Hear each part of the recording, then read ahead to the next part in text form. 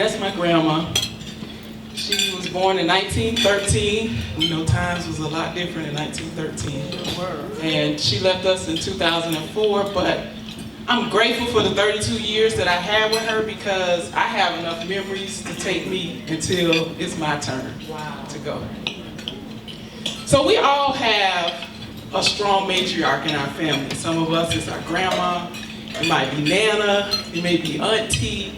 We all have these matriarchs and they have shaped the way that we operate in our lives. They've imparted wisdom and guidance, and they all have their own unique way of doing so. Some of them is with a gentle touch, right? We have those sweet grandmas. And some of them is funny because they're comedic, right? And then we have those other grandmas that's just straight up tough love, right? And I'm just blessed that my grandmother, even though she had a 6th grade education, she was able to share things with me that have helped me to be a better person and to be a better business owner. So I know you all are eating, but I want to share 5 things that I learned from my grandma that have helped me in my business. The first thing is, she used to say, when you know somebody. And my grandma had this saying that when you know somebody, act like you know them. And basically she was telling us, don't get surprised when people act like they act. When you know somebody, act like you know them, right? Don't be surprised when they behave in a manner that they always behave in, right? We have a tendency in business to excuse the behavior of our clients when they don't pay on time, when they don't never pay on time. So when you know somebody, act like you know them. So that was the first lesson that my grandma taught me. And in your businesses, whether you decide to excuse the behavior, accept the behavior, all I'm saying to you is don't be surprised. Don't act surprised when you know somebody. Act like you know them. The second lesson that my grandma taught me, and some of you probably said this to your kids, and I'm sure your parents have said this to you. We have food at home. Anybody ever said that to their family or their kids, right? Mama, can we stop? We have food at home. And anytime we came in the house with a McDonald's bag or a Burger King bag, she went on and on and on about how nasty this food was. And I can't believe y'all eating that nasty stuff, and we have food at home. Why y'all want, but it's like, come on, you cook neck bones. I wanted some hamburgers. But she would say, we have food at home. And she said this so much. And as a young person, when our elders are telling us things, we are usually rolling our eyes like, yeah, I know. But I didn't understand this lesson until she gave me the backstory.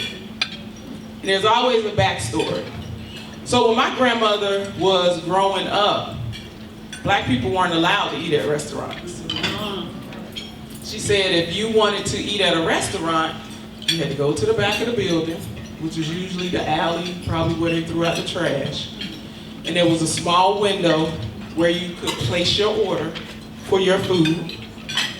And then they would shove your food, this is her word, shove your food in a paper sack. The brown paper bags. Yeah. And throw it through a window, a little chute in the window. And if the order was wrong, too bad, because you had to take whatever they gave you. It didn't matter. You couldn't say, oh, I didn't order chicken. Well, you're going to get chicken today. And so my grandmother said after experiencing that one time, she decided that she didn't want to deal with that because she had food at home. Right. Yeah. And so when I was thinking about this and I was thinking about business, a lot of times we try to force our businesses on people who don't need what we serve, right? Or we try to make people support us that don't want to support us, right? And your food at home are the people who are already supporting you. You're overlooking all the people who are supporting you, your spouse, your children, your family, all of these people that are supporting you. You worry about that cousin that wouldn't buy your lipstick. You know, you got food at home, right? And so stop focusing on the people who don't want to do business with you, the people who don't want to support you in your business, and appreciate the ones who do, because sisters, you got food at home.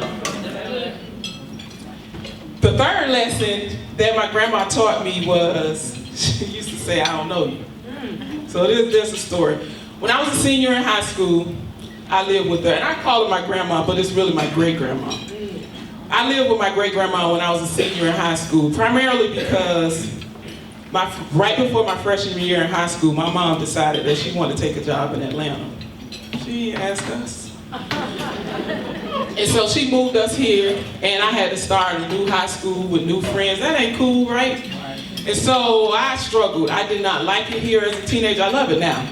But I did not like it here as a teenager. And so after going through high school for 2.5 years, I begged my mama, like every day, Mama, please, please, Mama, please. Please, Mama, please, can I go back to Florida? I want to graduate with my friends. I went to the school with the same people from elementary school to middle school, and those same people went to the high school that I wanted to go to until she took that job up here.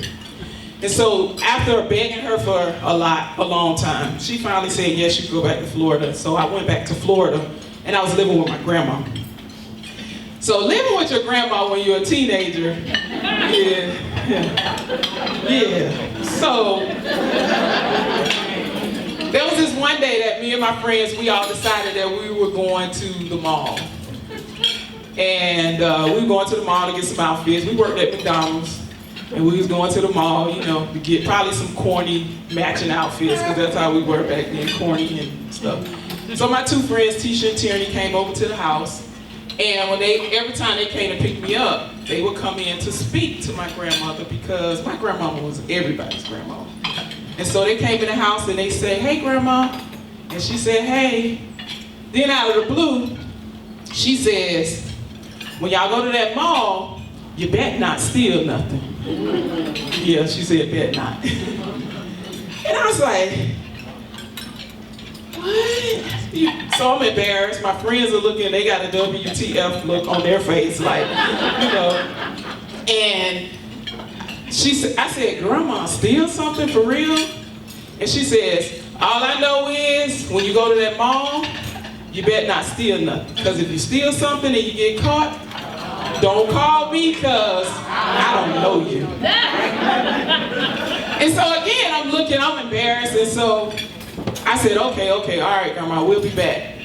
But later, what I realized was, my grandma was doing two things. First of all, she was putting my friends on notice to let them know, we don't get down like that.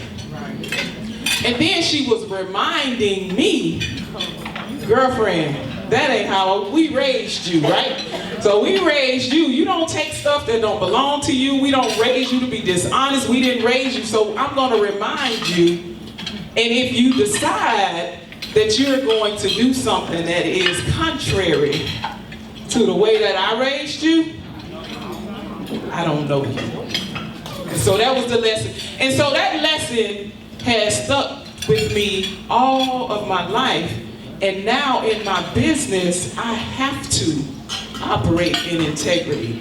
I have to be honest in my dealings with business. So I can't do what's easy. I can't do what's fast. I can't do what's convenient. I have to do what's right, because I don't want my mama, my grandmama, or even anybody that's had a hand in raising me to ever be able to say, in that context, I don't know you.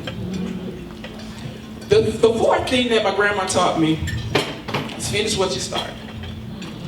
So in 1990, 1991, several of my family members got together and they decided that they wanted to start having annual family reunions. And they were having all these conversations and talks and meetings. Every time somebody mentioned a meeting about the family reunion, my grandma would say, don't y'all start if you're not gonna finish. She kept saying, don't start. if you're not gonna finish. And we say, yeah. But one of the things that I realize is, even now, before I start something, I hear my grandmama saying, don't start if you're not gonna finish. And that doesn't mean that I haven't quit some stuff, because I have, but it makes me more mindful when I start things to make sure that I start with the intent of finishing. So the business lesson. All right, curl up your toes. Some of you are in business for the wrong reasons. You're in business because you're trying to make a whole lot of money. You're in business because you saw somebody else doing it. You're in business because she's doing it and I know I'm better than her, so I'm going to do it too. And you keep flip-flopping from this and that and this and that, and you can't stay with what you're doing because you're in the wrong place, right? And so when you're not where you're supposed to be in your business, when you're not operating in the gifts that God gave you, you can't finish what you start. That's why you on business number 7, right? Because you're not operating in the place where you need to be. So in order to be able to finish what you start, you need to be where you're supposed to be, right? Last one, and I'm gonna get on out of here. Cooking up for company.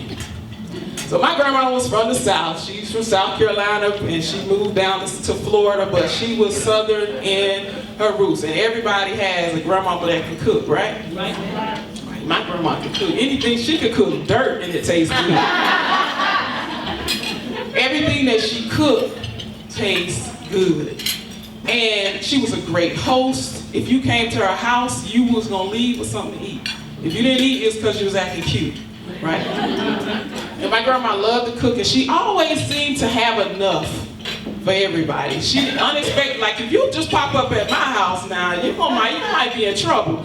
But if you pop up at my grandma's house, there was always food for somebody. Go on in there, I'm gonna get you something up. Go sit down and go wash your hands. Go wash your hands, right? And I'll get you something to eat. There was always enough at her house. And even the day that my grandma died, she finished, she made lunch, she ate, cleaned up her kitchen, she did that, and then she sat down and went to sleep and didn't wake up, but it was still food on the table. It was still food in the house, like whoever, it was food. And so the business lessons for me is, when you build your business, when you build your empire, you need to make it for everybody. It ain't just you. You need to make enough for everybody. This is about building communities. It's about building legacies. It is not about, and that's what this conference is about. It's about building other people. So as you build your businesses, make sure you make enough for company. Come on.